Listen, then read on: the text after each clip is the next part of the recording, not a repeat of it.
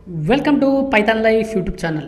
ఈ వీడియోలో నేను ఏ లాంగ్వేజ్ మెయిన్లీ దేనికి యూజ్ అవుతుంది, ఒక్కొక్క లాంగ్వేజ్ ఇప్పుడు పైథాన్ తీసుకుంటే మనం చాలా యూజెస్ ఉన్నాయి, కానీ మెయిన్లీ దేనికి యూజ్ చేస్తామనే దాని గురించి డిస్కస్ చేయబోతున్నాను.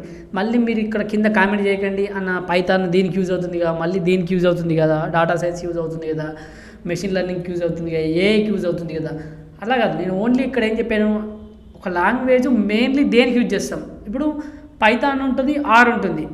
ఆర్ కూడా పైథాన్ లేకపోతే కొన్నిటికి ఆర్ యూజ్ చేస్తాం. So R mainly used for mainly దేనికి యూజ్ చేస్తాం అది.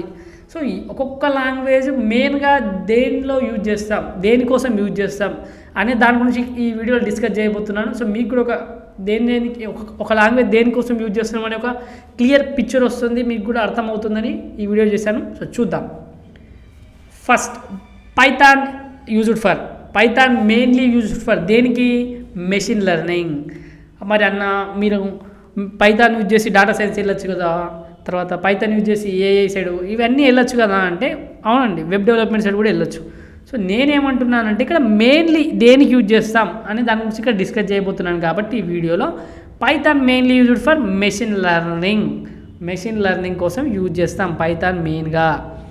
తర్వాత C++ యూజ్డ్ ఫర్, C++ దేనికి యూజ్ చేస్తాం, మెయిన్గా గేమ్ డెవలప్మెంట్, గేమ్స్ డెవలప్ చేయడానికి మనం C++ని ఎక్కువగా యూజ్ చేస్తాం. ఎక్కువగా యూజ్ చేస్తాం కాబట్టి mainly used for Python is mainly used for దేనికి, machine learning. C++ mainly used for దేనికి, గేమ్ డెవలప్మెంట్. అలాగే Java mainly used for, Java మెయిన్గా మనం చాలా రకాలుగా యూజ్ చేస్తాం జావా లాంగ్వేజ్ని. సో మెయిన్గా ఎక్కువగా దేంట్లో యూజ్ చేస్తామంటే మొబైల్ అప్లికేషన్ డెవలప్మెంట్లో, ఎందుకంటే ఎంటర్ప్రైజ్ అప్లికేషన్స్ కానీ మొబైల్ డెవలప్మెంట్లో కానీ ఇవన్నీ మనం ఎక్కువగా జావాని యూజ్ చేస్తామండి. సో మీకు ఒక అర్థమవుతుంది కదా ఎక్కువ దేంట్లో యూజ్ చేస్తామనేది. సో స్విఫ్ట్ యూజ్డ్ ఫర్, ఇది జావా మెయిన్గా ఆండ్రాయిడ్ అప్లికేషన్స్ అనుకుంటే స్విఫ్ట్ అనేది మెయిన్గా iOS డెవలప్మెంట్కి యూజ్ చేస్తాం. iOS డెవలప్మెంట్లో మనం స్విఫ్ట్ లాంగ్వేజెస్ని యూజ్ చేస్తూ ఉంటాం. అలాగే జావాని mobile applications, enterprises applications develop చేయడానికి యూజ్ చేస్తాం. నెక్స్ట్ వచ్చేసి రూబీ ప్రోగ్రామింగ్ లాంగ్వేజ్ దేనికోసం యూజ్ చేస్తాం, మెయిన్గా వెబ్ సర్వర్ కోసం. లైక్ వెబ్ సర్వర్లో మనం రూబీ లాంగ్వేజ్ని యూజ్ చేస్తాం. సో ఇది మెయిన్లీ దేన్ని యూజ్ చేస్తామంటే రూబీ లాంగ్వేజ్ వెబ్ సర్వర్ కోసం యూజ్ చేస్తాం. చాలామంది మనకు రూబీ గురించి కామెంట్ చేస్తారు. సో రూబీ లాంగ్వేజ్ దీనికోసం అండి. తర్వాత HTML ఉంటుంది, మనకు ఫ్రంట్ ఎండ్లో CSS ఉంటుంది.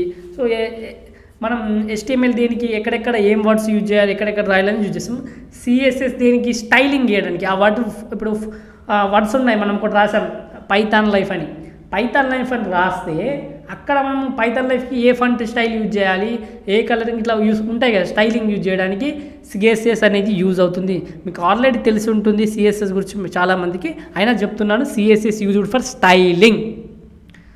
తర్వాత JavaScript used for web development. HTML కానీ CSS కానీ జావా స్క్రిప్ట్ అనేది మనం వెబ్ డెవలప్మెంట్ సైడ్లో యూజ్ చేస్తాం. సో దీన్ని జావా స్క్రిప్ట్ మెయిన్గా యూజ్ చేస్తాం. రియాక్టివ్ లైక్ జావా స్క్రిప్ట్ అనేది వెబ్ డెవలప్మెంట్ సైడ్లో యూజ్ చేస్తాం కాబట్టి ఇక్కడ నేను డిస్కస్ చేశాను.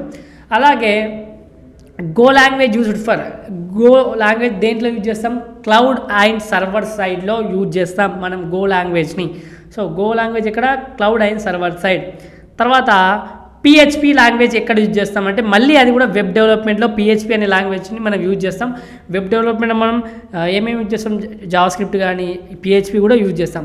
సో వెబ్ డెవలప్మెంట్లో దీన్ని మెయిన్గా ఎక్కడ యూజ్ చేస్తాం, మెయిన్లీ ఇక్కడ మాట్లాడుతున్నాం.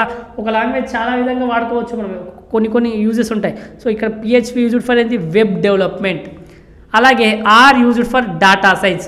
నేను చెప్పాను పైథాన్ మనం డాటా సైన్స్ పైథాన్ యూజ్ చేసుకుని వెళ్ళొచ్చు, లేకపోతే ఆర్ యూజ్ చేసుకుని వెళ్ళొచ్చు, అది మీ ఇష్టం. సో నేను ఇక్కడ మెయిన్లీ యూజ్ చేసి మాట్లాడాం కాబట్టి R used for data science side మీరు వెళ్ళాలనుకుంటే ఆర్ లాంగ్వేజ్ నేర్చుకోండి, ఆర్ పైథాన్ నేర్చుకోండి. PHP వెబ్ డెవలప్మెంట్ కోసం, గో క్లౌడ్ అండ్ సర్వర్ సైడ్కి, జావా స్క్రిప్ట్ వెబ్ డెవలప్మెంట్ కోసం, CSS స్టైలింగ్ కోసం, Ruby mainly used for web server, Swift used for iOS development, Java used for mobile development, C++ used for game development, Python used for machine learning. So ఇవన్నీ మీకు ఒక్కొక్క language mainly దేనికి use అవుతుందో తెలుపుదామనే ఈ video చేశాను.